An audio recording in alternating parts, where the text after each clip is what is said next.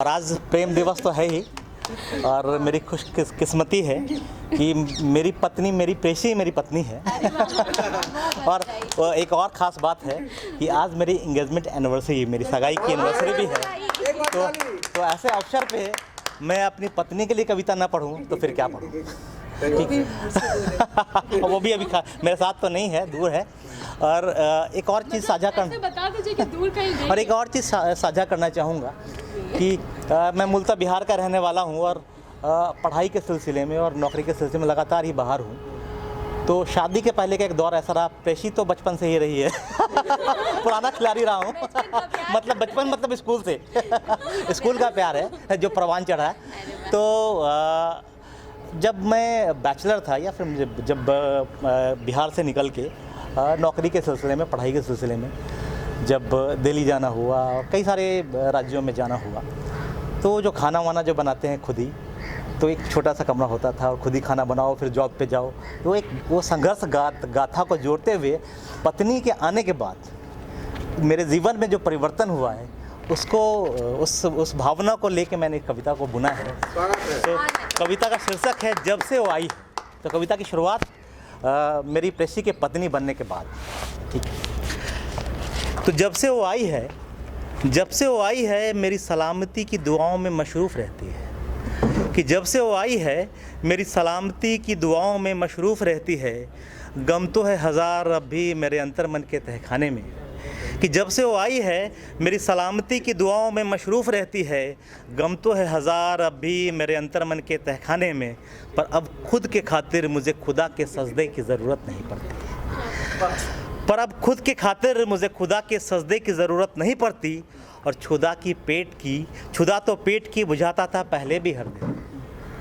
जुड़ना नवीन भाई bachelor life से, कि छुदा तो पेट की बुझाता था पहले भी हर दिन, पर अब हर शामो शहर व रसोई में न जाने क्या पकाती है। क्या बात। कि छुदा तो पेट की बुझाता था पहले भी हर दिन, पर अब हर शाम व शहर व रसोई में न जाने क्या पकाती है।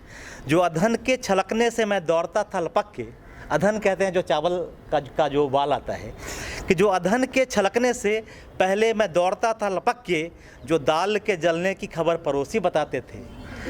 जो अधकच्ची आलू की सब्जी जो अधन के छलकने से मैं दौड़ता था लपक के, जो दाल के जलने की खबर पड़ोसी बताते थे। जो अधकच्ची आलू की सब्जी बामुश्किल गुजरती थी हलक से। अब पतीले में चावल संग इश्क उबलता है। अब पतीले में चावल संग इश्क उबलता है घर में। शायद वो आटे संग उल्फत का चोकर मिलाती है। मेरे रसोई के जूठे बर्तन से भी अब मोहब्बत की खुशबू आती है। कि हाँ, कभी कभी देखा है उसकी बाहों में।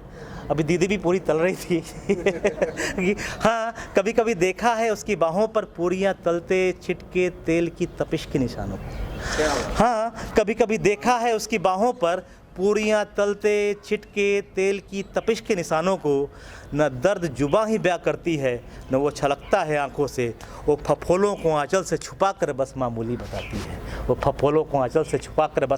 बताती है। और अदने से सिनेमा के टिकट पर चहक जाना, ये बाल सुलभ जो गुण है, कि अदने से सिनेमा के टिकट पर चहक जाना। तो कभी सड़क के किनारे खड़े रेहड़ियों के गोलगप्पे का नमकीन पानी उसकी जुआ से होकर गुजरता है रूह तक।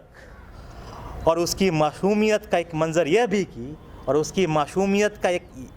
यह भी कि वो मुझ जैसे महज मामूली शख्सियत को त्याग का समंदर बताती है। वो मुझ जैसे महज मामूली शख्सियत को त्याग का समंदर बताती है। वो कभी ओढ़ कर मुझको रातों को वो नींद को तसल्ली का गुमा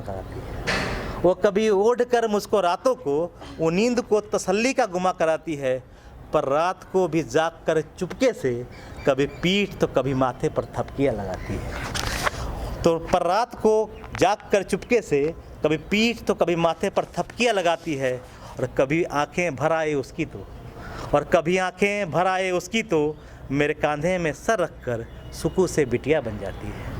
कभी आंखें भर आए उसकी तो मेरे कंधे पर सर रख कर सुकू से बिटिया बन जाती है। और कभी मेरे जिस्म के बेचैनियों में, ज़िंदगी को कहते हैं, और कभी मेरे जिस्म के बेचैनियों में मेरा सर अपनी गोद में रख कर वो माँ बन जाती है, वो माँ बन जाती है। जब से आई, जब से आई, जब से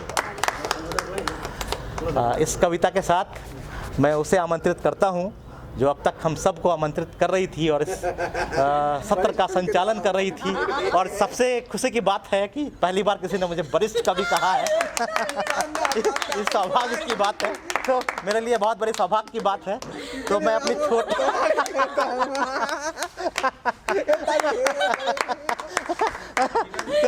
तो जी जी जी आपको उस लाइन को एक बार दोहराइए। जी, मैं ये मेरे सरिता दी के पतिदेव मेरे जीजा जी का आदेश है। तो वो दर्शक हैं हमारे, तो उनकी बातों को काटा नहीं जा सकता है उनको, तो ये तो मुझे पढ़ना ही पड़ेगा। उनका आदेश है, उनका आदेश है कि जूठे बर्तन वाली लाइन को मैं दोबारा से पढ़ूं। पहली बार हाथ से कवि बने।